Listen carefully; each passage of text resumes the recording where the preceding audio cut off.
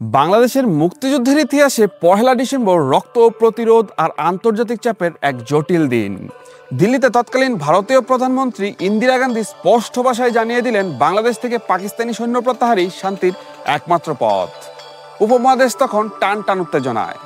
ঢাকার ভোরে ইস্কাটন পাকিস্তানি পিপলস পার্টির অফিসে বোমা বিস্ফোরণে গেরিলাদের শানিতমঠ হয়ে পাকিস্তানি শাসনের নার্ভ কেঁপে ওঠে।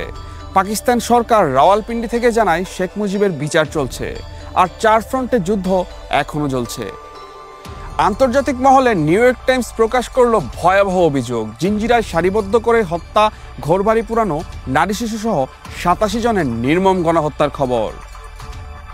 দেশের অভ্যন্তরে এদিন চলছে একের পর এক প্রতিরোধ। গাজীপুর কালীগঞ্জের ন্যাশনাল জুট মিলে 136 জন নিরীহ শ্রমিককে সারিবদ্ধ করে হত্যা করে পাকিস্তানি হানাদাররা।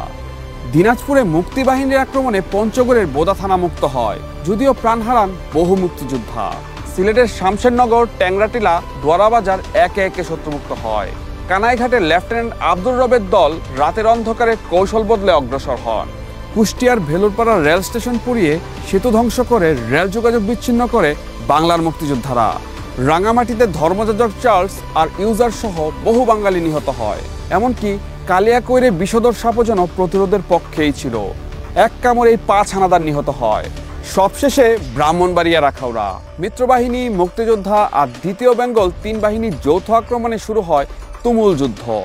পহেলা ডিসেম্বর 1971 একটাই সত্য স্পষ্ট করে দেয়, এদেশের মানুষ যুদ্ধ করেছিল মুক্তির জন্য নয়, ন্যায়, মর্যাদা আর অস্তিত্ব রক্ষার জন্য।